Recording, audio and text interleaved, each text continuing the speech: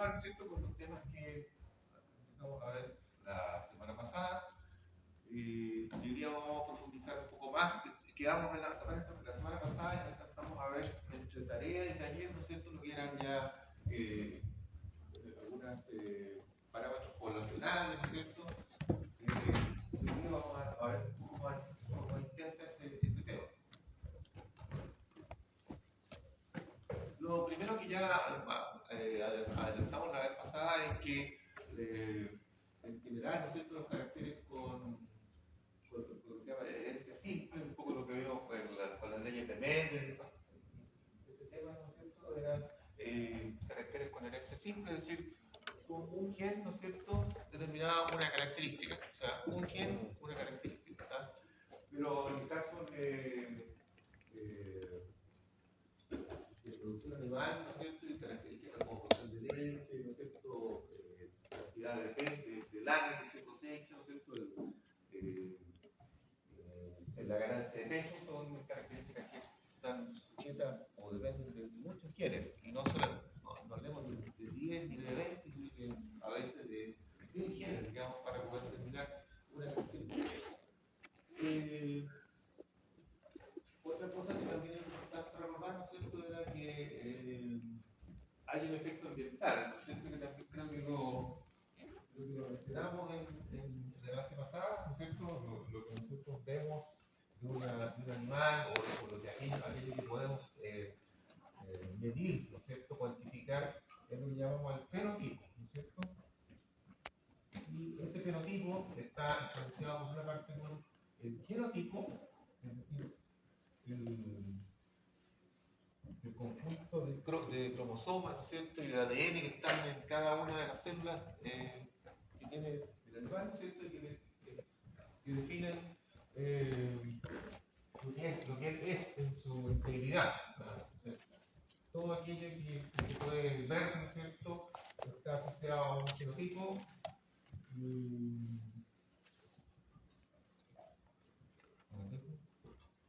Y ese está, digamos, como digo, en el núcleo celular de todas las células que tiene ese individuo, ¿ah? El ADN, ¿no es cierto?, del cromosoma. Pero además de eso, que digamos como la base, ¿ah? Hay un efecto ambiental importante, ¿ah? El ambiente, ¿verdad? Nosotros le vamos a colocar entre paréntesis ¿ah? Un poco porque viene del inglés, digamos, y ya nos hemos acostumbrado a eso, en vez de ambiente, la letra E de environment, en inglés, ¿no es cierto?, que evidentemente, ¿no es cierto?, un gran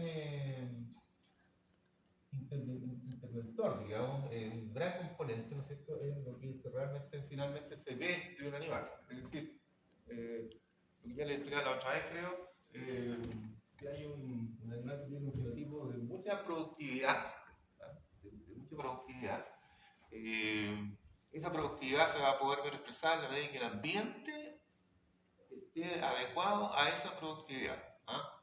Es decir, una vaca lechera, ¿no es cierto?, que podría producir 60 litros de leche, lo va a producir siempre y cuando tenga la mejor alimentación, una alimentación con silo de maíz, con maíz grano, con soya, con suplementos, en algunos casos incluso se le agregan algunos aminoácidos sintéticos, ¿no es cierto? Por una parte, o sea, una nutrición y una alimentación de primer nivel, en cantidades adecuadas, todos los días, ¿no es cierto? Pero además también un ambiente adecuado para que ella produzca, ¿no? O sea, un ambiente tranquilo, ¿no es cierto?, que la vaca, digamos, pueda moverse, ¿no es cierto?, y estar, como hoy día se utiliza el concepto de bienestar animal, o sea, esté con su agua, con su alimento, con su área, digamos, no invadida, que pueda trasladarse, digamos, y hacer un uso, digamos, es como si estuviera en condiciones naturales, pero bajo un ambiente que está controlado, ¿ah? Entonces, si están en esas condiciones, obviamente que va a producir toda la leche que se pueda producir, que hubiera podido producir, digamos, de acuerdo a su genotipo. Pero si no es así, va a producir mucho menos, ¿no?, por debajo de sus términos.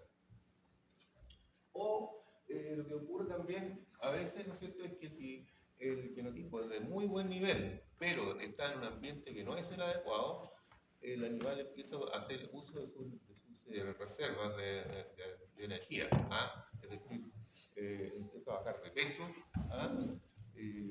Empiezan a alterar su fisiología, ¿no es cierto? No funciona bien, finalmente puede quedar digamos, en condiciones muy deterioradas, ¿ah? Y incluso podría hasta morirse, digamos, si es que, porque privilegia, ¿no es cierto?, la expresión del fenotipo. ¿Ah? Ya, eso entonces es importante tenerlo presente. Bueno, aquí también menciono acerca de los caracteres cuantitativos complejos, ¿no es cierto?, son controlados por una gran cantidad de genes, como les acabo de mencionar, y en el caso de la producción animal, tratamos, ¿no es cierto?, de que de medir, de identificar los caracteres en una forma lo más cuantitativa posible. ¿Ah? Por ejemplo, cuando en la primera clase yo les mostré una figura, ¿no es cierto?, de algunos caracteres que se miden, por ejemplo, la altura, ¿no es cierto?, obviamente que se mide con metros, ¿no es cierto?, pero también los aplomos que se llaman, es decir, la posición de las extremidades, ¿no es cierto?, que tengan una posición, por ejemplo, lo más recta posible, ¿no es cierto? Y porque hay animales que de repente están en esta posición, ¿ah? Tienden a tener un aplomo que se llama, ¿no es cierto?, que no está en una buena condición. Y eso, a la larga, ¿no es cierto?, va generando, digamos, más cojeras o otro tipo de cosas derivadas. Se especifica, ¿no es cierto?, en un cierto estándar, un aplomo que esté correcto, ¿no es cierto?, que podría tener un valor de 1, por ejemplo, y otro que sea muy adelantado, ¿no es cierto?, que podría tener un valor de menos 5, y otro que pudiera estar, digamos, con una cierta inclinación hacia atrás, digamos, que podría dar otro puntaje. ¿Ah? Es decir, tratamos de cuantificar y de llevar, digamos, a números cada uno de los caracteres. Y hablar de la producción de leche, que obviamente se mide en litros, ¿no es cierto? Pero hay condición corporal, ¿no es cierto? También, que todavía no la he escuchado usted, ¿no es cierto? Condición corporal, ustedes no han tenido todavía alimentación, ¿no es cierto? ¿Se parece o no? Alimentación no. Bueno, después van a ver que la condición de un animal se puede evaluar a través de una condición corporal, es decir, un puntaje que a veces hay niveles que van de 1 a 9, donde 1 es un animal que está totalmente demacrado, o sea, prácticamente los huesos, ¿ah? O sea, con una muy mala alimentación, entonces está con un muy mal nivel, y de ahí va subiendo, ¿no es cierto? En el caso de la escala de 9, en el 5, ¿no es cierto?, sería la posición óptima, o sea, intermedia, y sobre eso ya empieza a estar acumulando grasa, ¿no es cierto?, que le impide moverse, etcétera, hasta llegar a la categoría 9, que ya es un animal demasiado con un peso exagerado. ¿Ah? Eso corporal, me decía, hay una serie de indicadores, digamos. Incluso, por ejemplo, en algunas partes hay hasta indicadores de suciedad, digamos, por ejemplo. ¿Ah? Qué cantidad de barro tiene un animal en un estado, por ejemplo, para calificar, digamos, la condición de bienestar animal. Algo que tiene demasiado barro porque está en un ambiente poco agradable, digamos. ¿Ah? Y así sucesivamente. ¿Ah? Bueno, ahí. Entonces, la idea principal es poder tener una conexión entre el genotipo y el fenotipo de forma cuantitativa. ¿Ah? Cuantitativa. Por lo tanto, justamente se le llama caracteres cuantitativos. ¿Ah? Caracteres cuantitativos, características que varían a nivel de intensidad, ¿no es cierto?, y que pueden medirse en alguna escala cuantitativa: metros, minutos, puntos, gramos, etcétera, etcétera. Vamos a ver enseguida algunos ejemplos. Hay algunos que tienen lo que se llama una distribución continua. Ustedes estudiaron estadística, ¿no es cierto?, y seguramente se acordarán de la campana de Gauss, ¿no es cierto? Más o menos así, ¿se acuerdan? Donde esta es lo que se llama una distribución de frecuencias. ¿Ah? distribución de frecuencia. ¿Ya?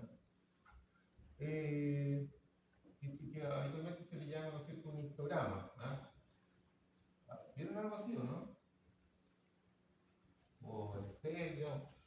Es una manera gráfica de ver, digamos, cuál es más o menos la distribución de frecuencias de un carácter en una cantidad grande de animales. ¿Ah?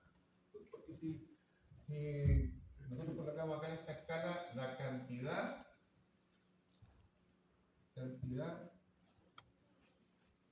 de observaciones, llamémosle, o de animales, pero son observaciones, o de mediciones, cantidad de observaciones, por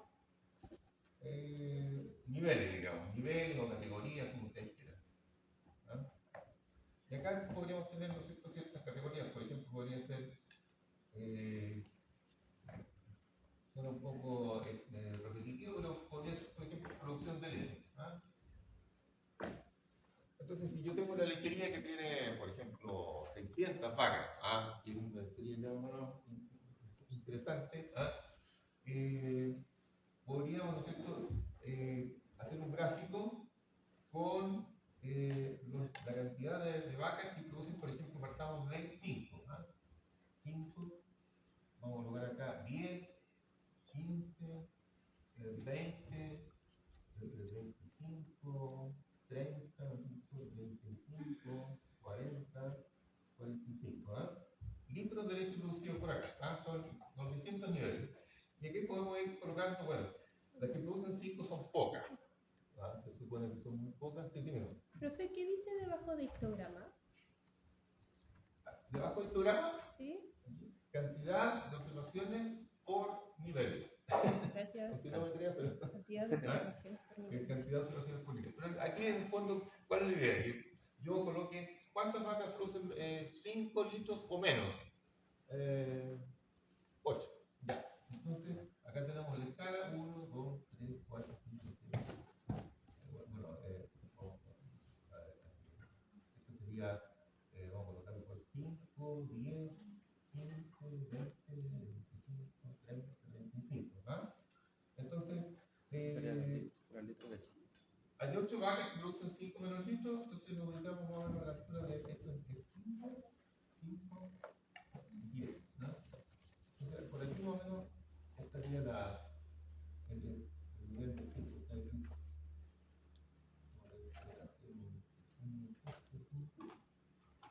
¿La línea horizontal es la cantidad de vaca o la cantidad de leche? Esta de acá son los niveles de litros de leche producidos por vaca al día.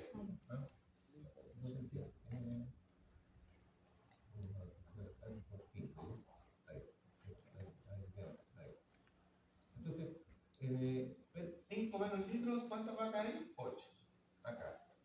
10 litros, entre 10 y 6 litros. ¿Cuántas vacas hay? Hay un poco más, hay, digamos, 12. Ahí. Aquí. Y así sucesivamente. ¿Cuántas vacas hay que producen entre 15 y 10 litros? 20. Ya. Vamos por acá. ¿De acuerdo? Y es una lechería de alta producción, así que ¿cuántas vacas hay que producen 25 litros o entre 25 y 24 litros? Hay 60. 60. ¿Ya? Y después ya cuando uno empieza y esto, digamos, pensemos que 25 litros sería más o menos el promedio. ¿Ya? O sea, la mayoría de las vacas producen 60 litros. Esto es un ejemplo, ¿no? Y después, hacia el otro lado, ¿cierto? Cuando ya empezamos a superar el promedio, empieza de nuevo a bajar. O sea, los que producen 30 ya no son 60, sino que son solamente 40, por ejemplo.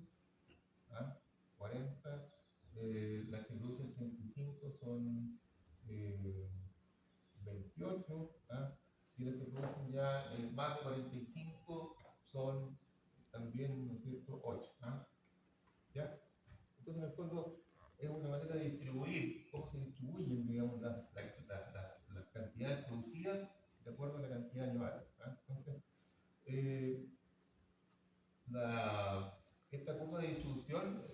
llama la distribución normal. ¿Ah? En general, en todas las características. Un poquito más adelante vamos a hacer un ejemplo. ¿Ah? Pero de la distribución normal, digamos, casi todas las cosas que se pueden medir y que tengan una condición aleatoria, ¿ah? Aleatoria o, digamos, no forzada, va a seguir esta distribución. ¿Ah?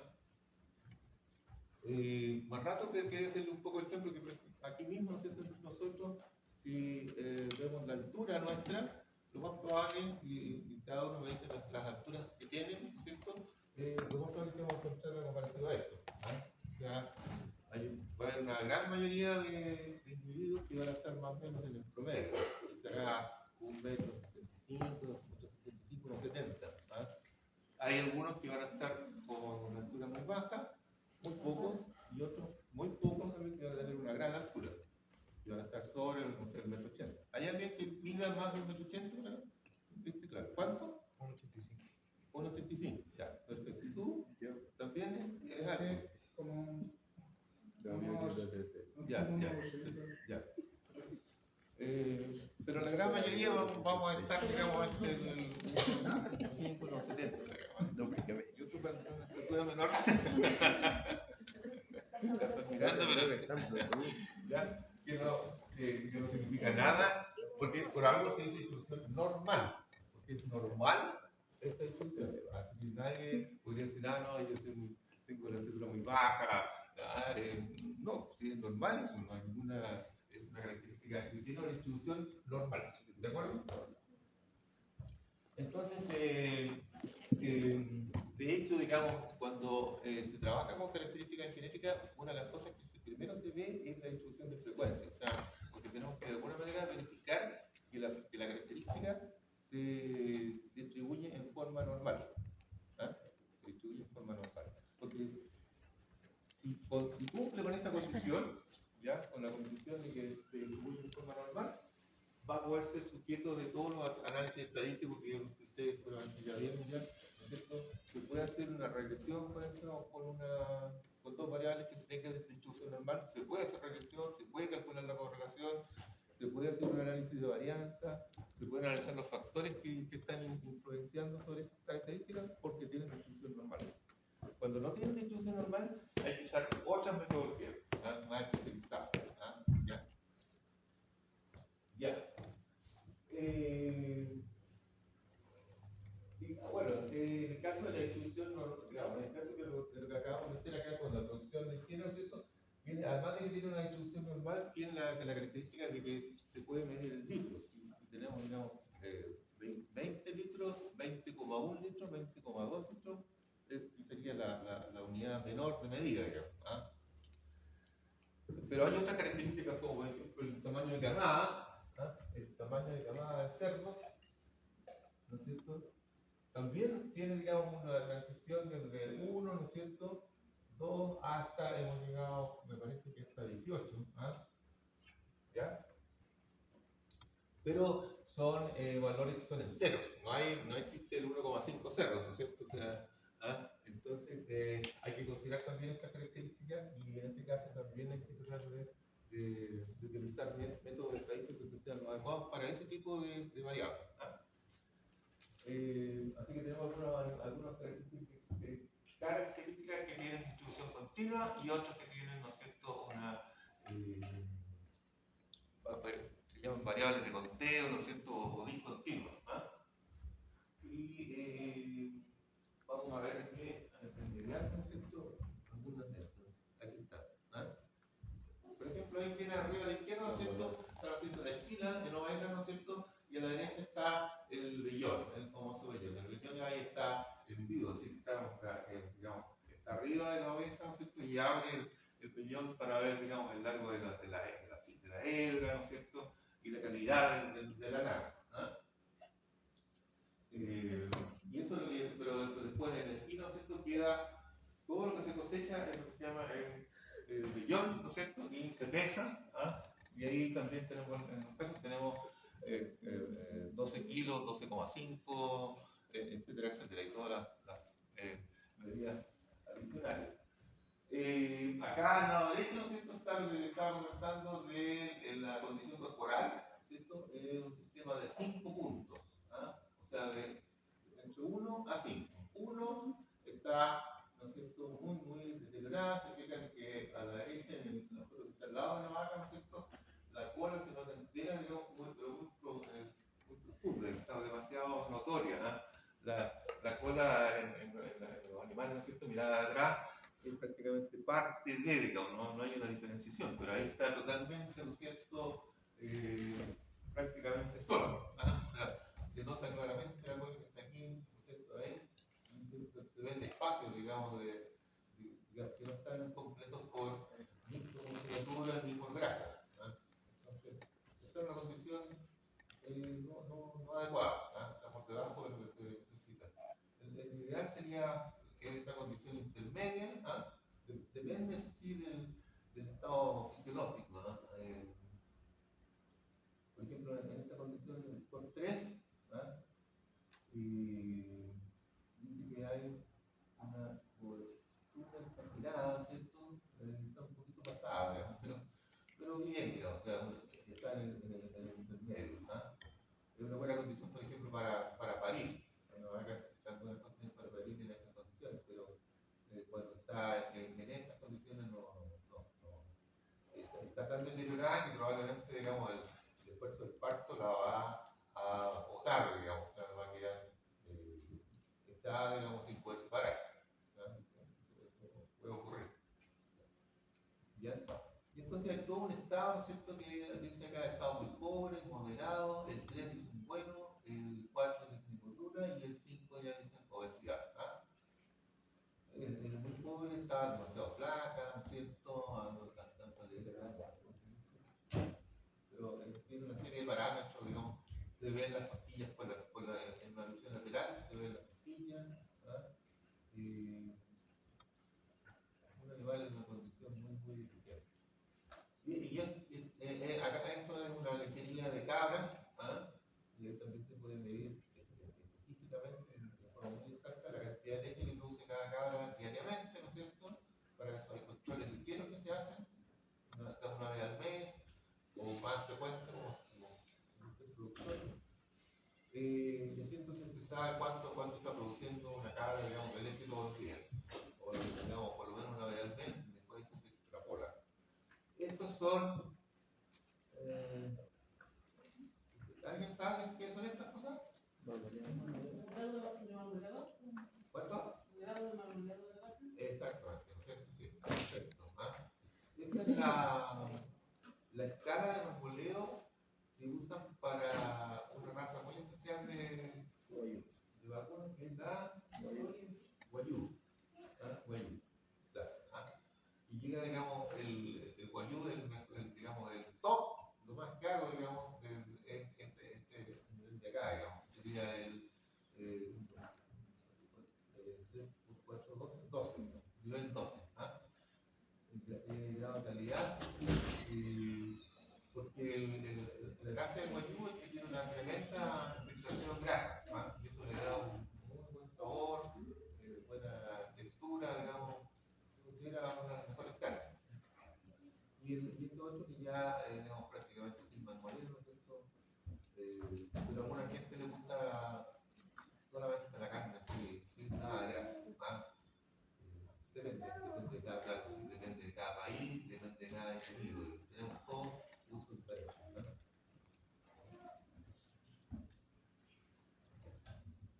Bueno, ahora, ¿cómo se logra, digamos, esa variabilidad? ¿Ah? Esa variabilidad y eso también, esa continuidad realmente que llegó. Venga, venga.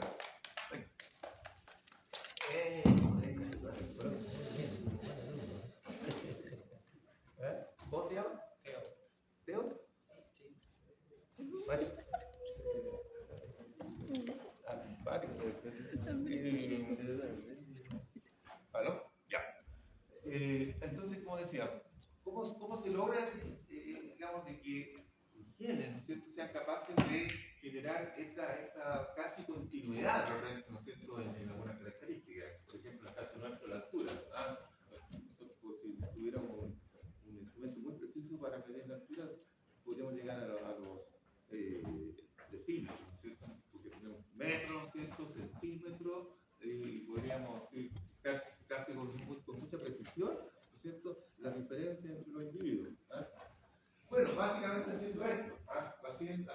cierto? Lo que yo les comentaba antes era hacer intervenir varios genes, ¿no es cierto?, en una característica. ¿Ah? Varios genes en una característica. Ahí tienen un ejemplo, ¿no es cierto?, de lo que se llama la variabilidad en caracteres cuantitativos, donde tenemos la generación parental, ¿ah? O sea, la generación de los padres, y estamos hablando ahí de dos padres, ¿no es cierto?, independientemente macho o hembra, de cada lado, ¿no es cierto? Hay uno que dice que tiene todos sus alelos, ¿no es cierto?, como minúsculas, ¿no es cierto? A minúscula, B minúscula y C minúscula, y el otro, digamos, por otra parte, tiene sus alelos con denominación de mayúsculas, ¿cierto? A mayúscula, B mayúscula y C mayúscula. El de izquierda, ¿no es cierto?, da un color muy claro, ¿no es cierto? Very light, muy claro. Muy claro. Y el otro tiende a ser un color muy oscuro, ¿ah? Muy oscuro, dentro de una escala de color. El cruce de esos dos, ¿no es cierto?, que es un cruce, ¿cómo dirían ustedes? Un cruce con qué tipo de genotipos. Que están, todos están como A minúscula, minúscula, B minúscula, B minúscula, minúscula, C minúscula, C minúscula, y el otro es A minúscula, mayúscula, B minúscula, mayúscula, C mayúscula, C mayúscula. ¿Qué tipo de genotipo es ese? Lo vimos la vez pasada. Es Recesivo y dominante. no es dominante. Los Ahí estamos hablando de individuos que son homocigotos. homocigotos, Homocigotos. ¿no es cierto? Si son combinación de minúsculas y mayúsculas, es heterocigoto. Claro, son todos sus alelos son iguales, ¿no? Que son minúsculos, ¿no es cierto? Y el otro lado, homocigoto completo también, homocigoto para gen A, gen B, gen C. O sea, el gen Heterocigoto. vamos a llamarle el gen A, que tiene una expresión mayúscula y otra minúscula. A mayúscula, A minúscula.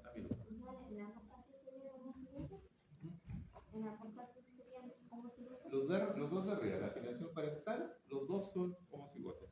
Para todo, digamos, para todos los genes. Porque en el fondo eso quería explicarles de que ahí estamos hablando de tres genes, ¿no es cierto? Uno que sería el gen A, otro que sería el gen B y el tercero que sería el gen C. Entonces, son tres genes que están, digamos, ¿no es cierto?, involucrados en una característica que sería el color del pelaje, ¿no? A eso se refiere, ¿no?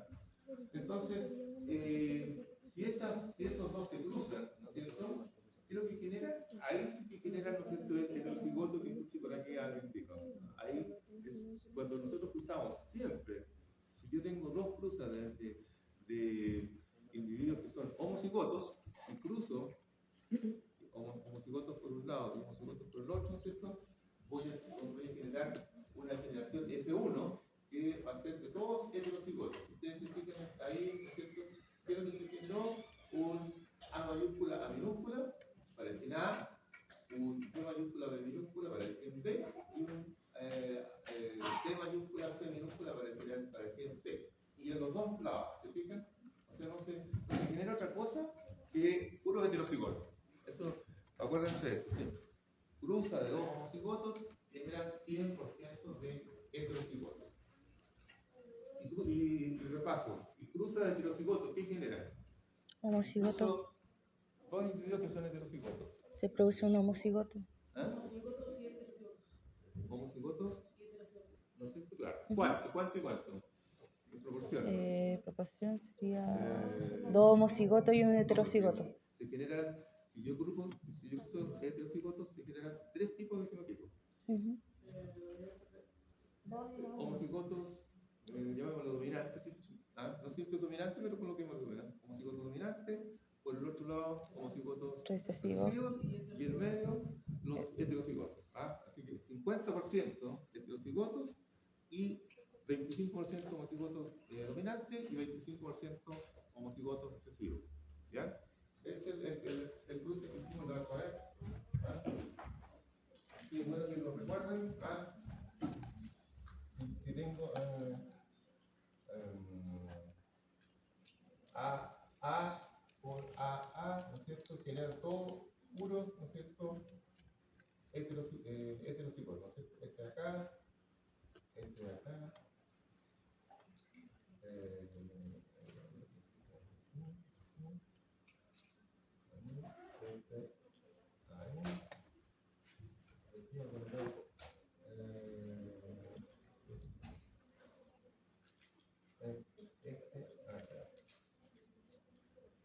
cruces de homocigotos generan puros heterocigotos. Y si yo ahora cruzo estos de acá, ¿no es cierto? A.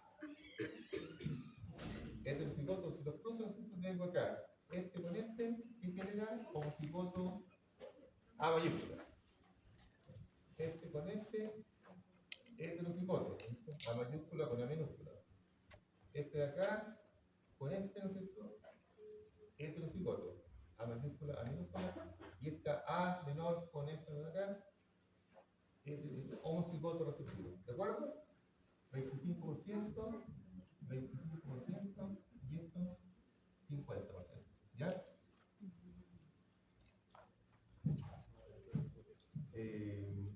Ya, entonces, en este caso, usamos dos pares que eran homocigotos, generaron una generación de uno que es heterocigota, ya lo vimos, ¿no es cierto? Y ahora vamos a ver qué genotipos se pueden generar, ¿no es cierto?, a partir del cruzamiento de estos dos individuos que tienen tres genes, ¿no es cierto?, y que están son heterocigotos.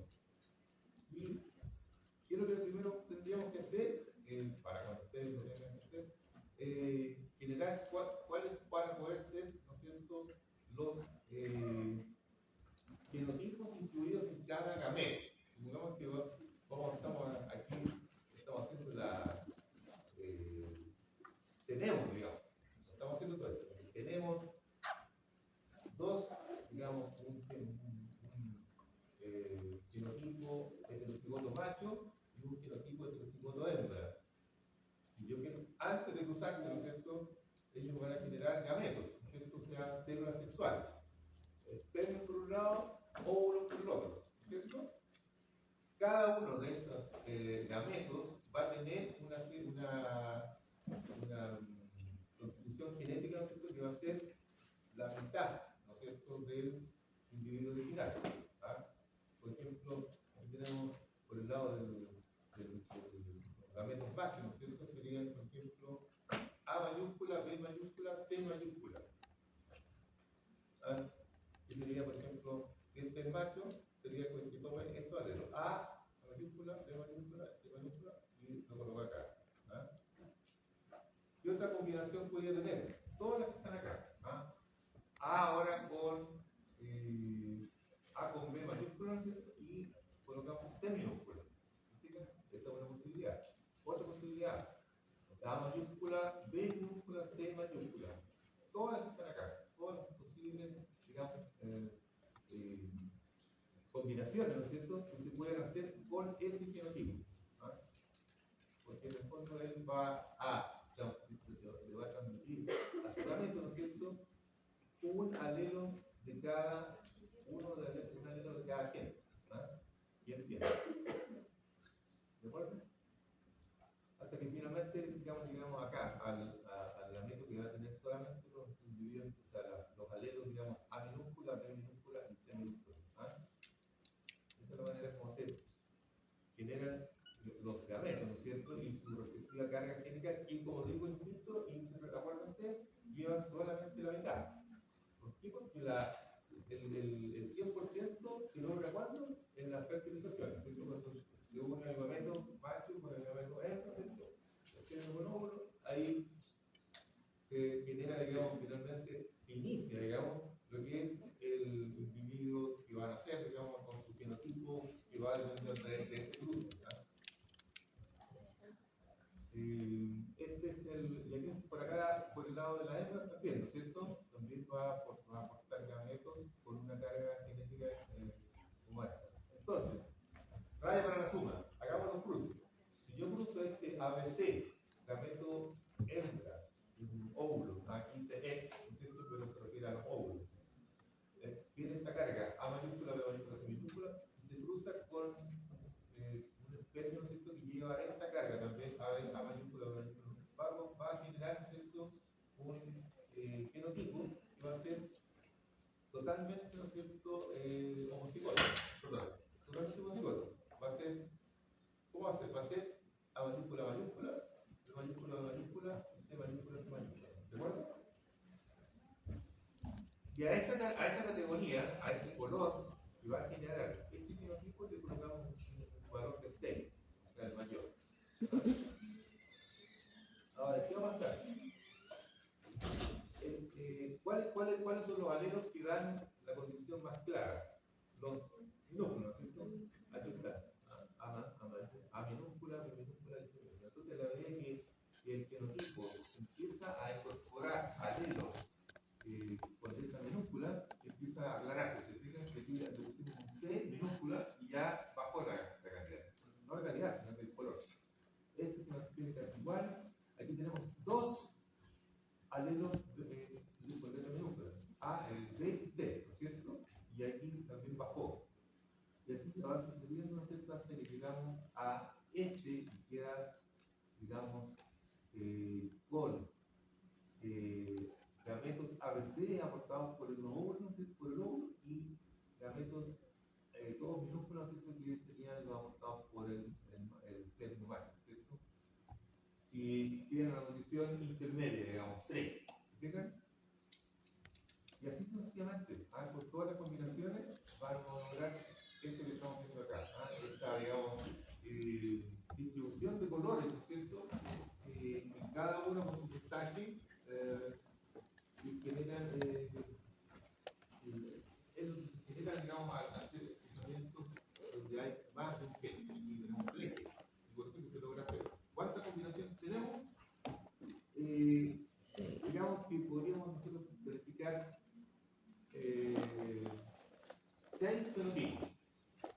Vamos a tener 6 fenotipos. Vamos a tener este, 6, 5, 4, 3, 2, 1 y 0, que sería, digamos, el animal totalmente claro, que es el único homocigoto que se puede juntar, que sería los gametos A minúscula, B minúscula, C minúscula por los óvulos, ¿cierto? Todos minúsculas, y lo mismo por parte del macho.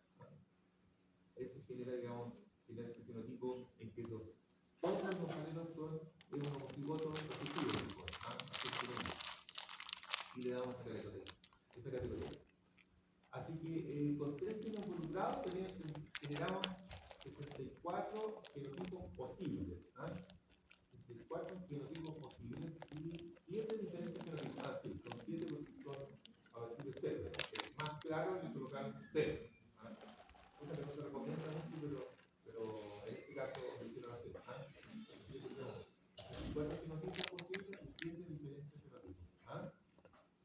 Porque aquí tendríamos que nos demoraría mucho en hacer todas las combinaciones, pero en el fondo cada una de estas combinaciones son por aquí tenemos 1, 2, 3, 4, 5, 6, 7, 8. 8 por 8, 64.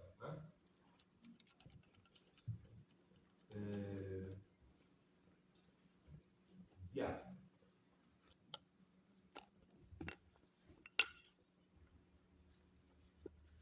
Y aquí está lo que estamos tratando de visualizar acá, ¿no es cierto?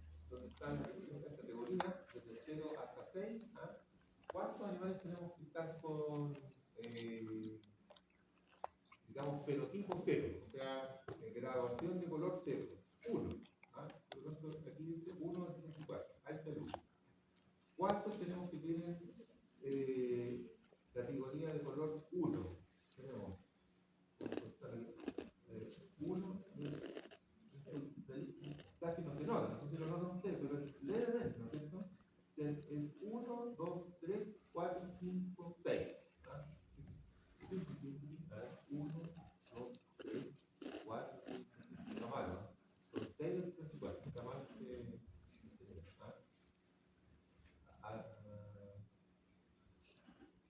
Después, animales en categoría 2, ¿cuántos tenemos? En teoría son 15. A ver, aquí tengo 1, 2, 3, 4, 5, 6, 7, 8, 9, 10, 11, 12, 13, 14, 15. Entonces, se fijan que esto, imagínense que son 6 categorías y ya, digamos, nos da la sensación de la distribución normal. 6 categorías.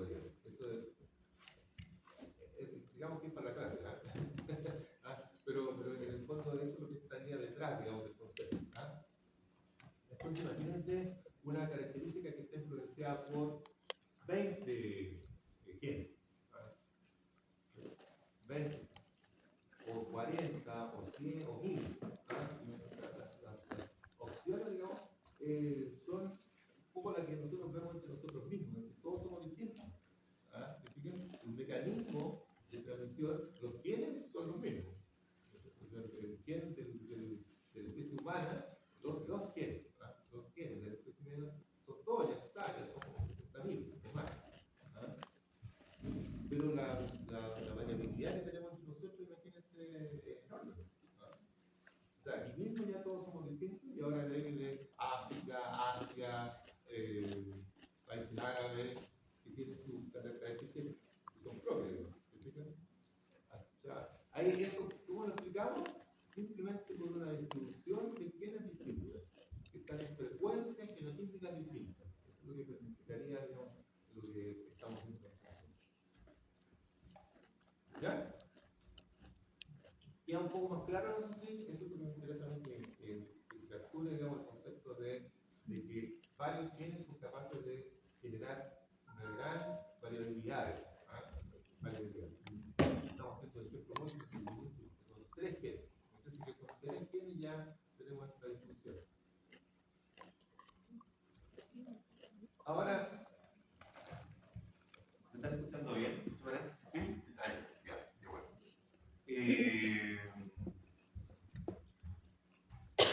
Ahora ya pasamos a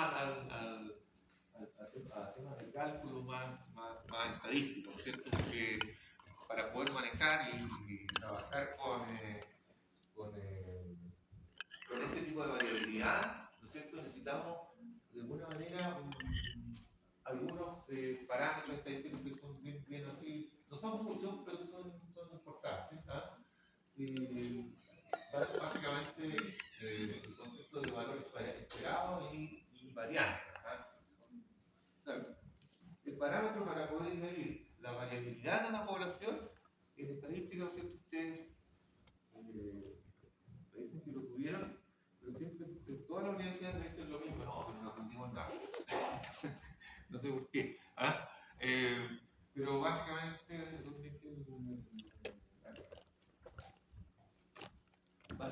¿no es cierto?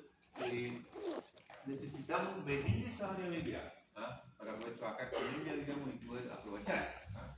Entonces, para eso tenemos que recurrir a la estadística.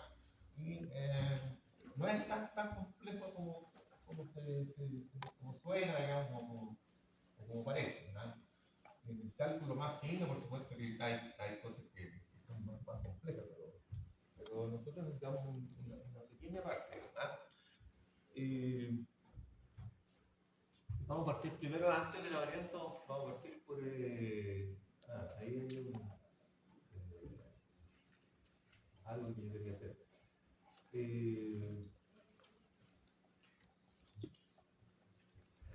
¿Por dónde partimos? A ver. Básicamente ya. Se habla de un valor. Siempre hay en estadística hay lo que se llama una esperanza. Que si uno lo pensara bien, efectivamente es una esperanza, es como una esperanza. ¿No se ve? Lo voy a decir más rojo. Una esperanza. O sea, aquello que lo que uno espera, digamos, encontrar o espera calcular. Esperanza. ¿Ya? Entonces, ¿qué es lo que dicen ahí? Bueno, en toda población, como ya vimos delante, ¿no es cierto? Hay un valor central, ¿no es cierto?, que es el promedio, Pero si nosotros acá calculáramos lo que debíamos hacer delante, ¿no es cierto?, cuáles son las alturas de cada uno de nosotros, ¿no es cierto? Sumamos todo eso y lo dividimos por la cantidad que está acá y vamos a calcular, tener el promedio, el promedio de altura de los alumnos y del profe, o de los alumnos, podría ser no solamente los alumnos. Será, ¿no es cierto?, va a ser un cierto valor, promedio, y ya nos dice algo, ¿no es cierto?, que dice más o menos cuál es la altura, bueno, obviamente, cuál es la altura promedio, digamos, pero saber el promedio uno ya tiene una cierta idea, digamos, de un valor. ¿Ah? Entonces, si hacemos una distribución de frecuencia, como la que estábamos haciendo delante, ¿no es cierto? Vimos de que la mayoría de los individuos de esta población van a estar en esta área, ¿cierto? En esta área. O sea, la mayoría va a estar cerca del promedio, ¿no es cierto? Y van a haber algunos que van a ser muy altos, ¿ah? Aquí tenemos un lugar alto, los altos van a estar acá, pero son pocos. ¿Ah? Aquí ya cuento dos, ¿no? Ustedes dos. ¿Ah? Y bajos también probablemente van a ser pocos, pero la mayoría, ¿no es cierto?, de la población va a estar acá, cerca del promedio. ¿Ah?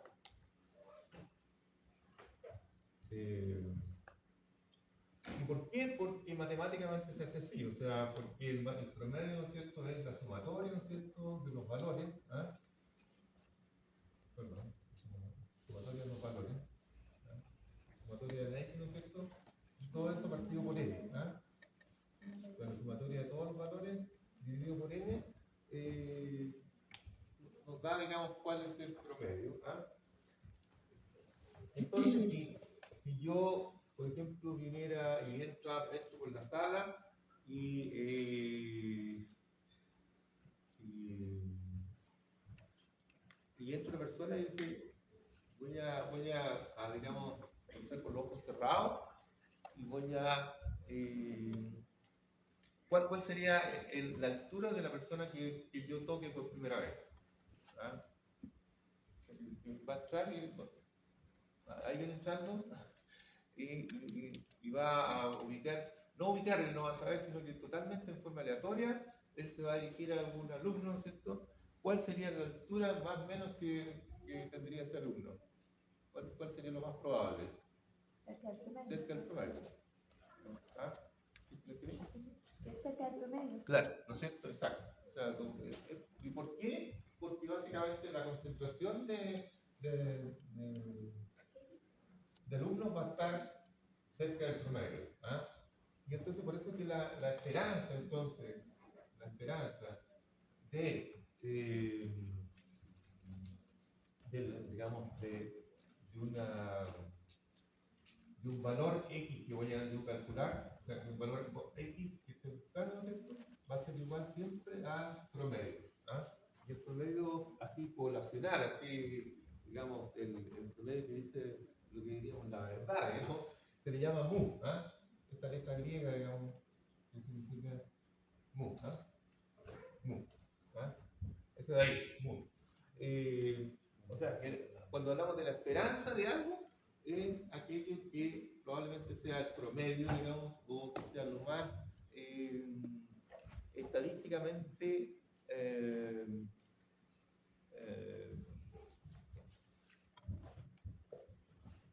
muestreable. ¿Ah? Si yo tomara una muestra de los alumnos, ¿no es cierto?, en forma aleatoria, lo más probable es que la mayoría estén cercanos al promedio. ¿Ah? Su altura esté cerca del promedio. O cualquier otra característica.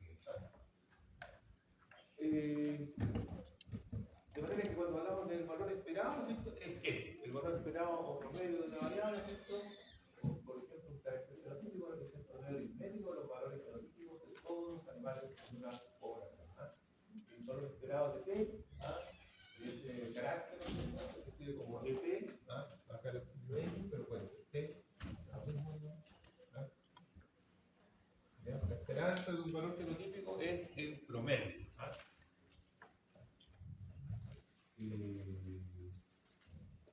Y este sería el promedio, como digo, poblacional. Y cuando yo hablo de poblacional, me refiero a una población grande. ¿No? Pensemos, por ejemplo, con cuál sería la altura promedio de todos los bovinos que están siendo criados en Chile. Digamos. Hablemos no de los bovinos, sino que de novillos. Por ejemplo, novillos que están en engorda, ¿ah?, para tratar de acotarlo. ¿Ah? Si yo pudiera calcular el promedio o del peso de todos los novillos que están en engorda en este minuto en Chile, podría decir ya, sería, digamos, ¿no es cierto?, el promedio de ese valor. Es la esperanza, digamos, lo que yo espero encontrar es el promedio. Entonces, si yo voy de repente a cualquier engorda, yo esperaría entonces probablemente encontrar muchos animales que estén cerca del promedio. ¿Ah? Esa es la idea. ¿Ah?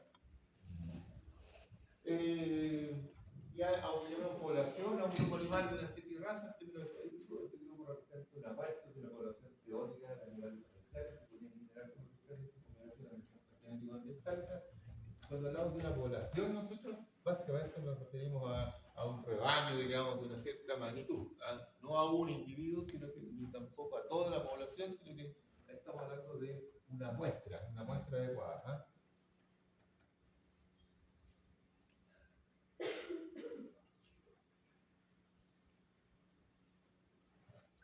Ya.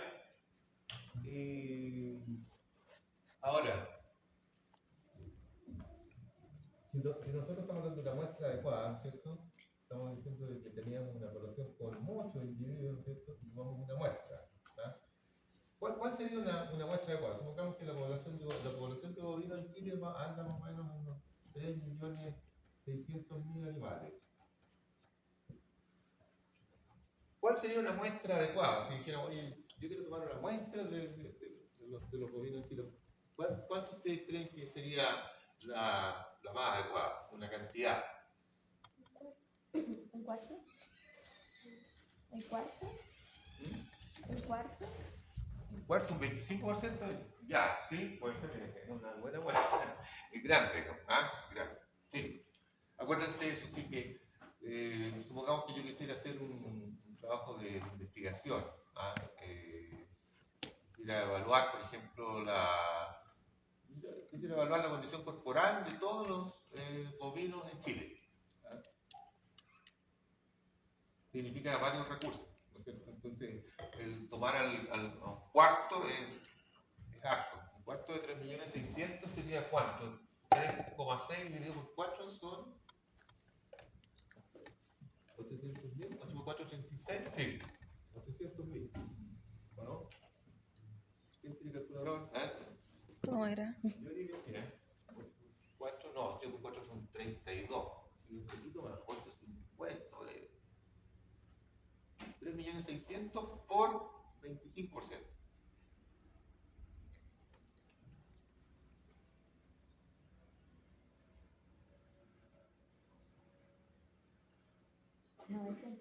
¿Cuánto te dio? 900.000. 900. Ah, sí, sí, tienes razón, 900. Ah, 900. sí. 9 por 4, 26, 900.000. ¿Ah? O sea, casi 1.000.000. Es una muestra que sería ideal poder trabajar con ella, pero que en términos, digamos, de recursos y de personal, para evaluar 900.000 es mucho. ¿Ah? Pues una muestra que podría ser adecuada y que, digamos, hay obviamente un método para determinar la muestra ideal. ¿Ah? Un método.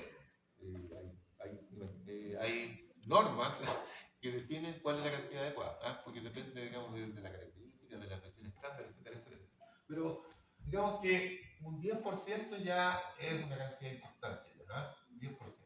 ¿Ah? 10% serían, ¿no es cierto? ¿Cuál sería? Estos son 3.600.000, el 10% de 3.600.000 son 360.000. ¿360.000? Sí. Todavía es harto, digamos, ¿no? Pero pensamos que podríamos ya 360.000 ya. Significaría, si digamos, si lo dividimos esto por una engorda que tiene más o menos unos 5.000 animales, digamos, tendríamos que dividir estos 360.000 dividido por 5.000, bueno, llegaríamos, no sé, a una...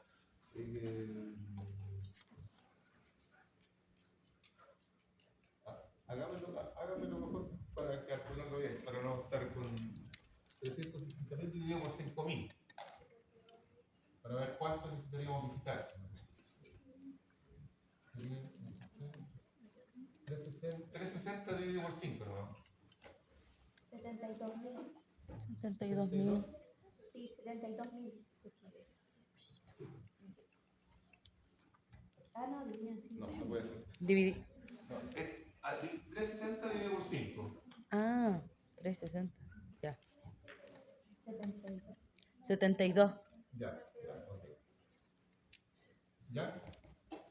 Ahí, pues, digamos, ya estamos aterrizando un poco más, ¿cierto? Tendríamos que visitar 72 engordas para poder entonces hacer el análisis de todo lo demás. 72 engordas, cada una de 5.000 animales, ¿no? Y podríamos entonces determinar, digamos, cuáles son el puntaje de condición corporal, ¿no es cierto?, de cada uno de los novillos que están ahí. Profe, Ya, dígame.